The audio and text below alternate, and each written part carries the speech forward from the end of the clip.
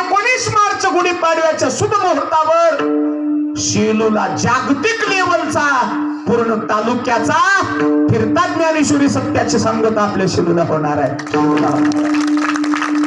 काय आगळ वेगळं नियोजन आहे हो. 750 विनेकरी, 750 मृदंगाचार्य, 750 टाळकरी, 750 फेट्यावाले. काय आगळ वेगळे, 750 पदार्थ जेवणाला.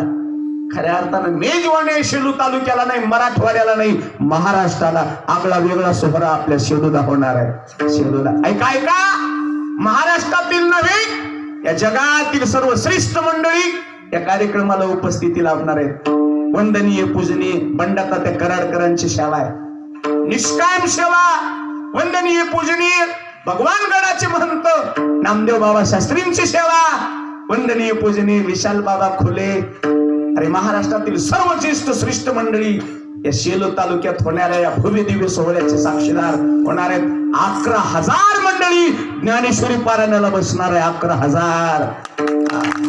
आणि हा सोहळा आम्ही कीर्तनाच्या माध्यमातून गावगाव जाऊन प्रचार करतोय.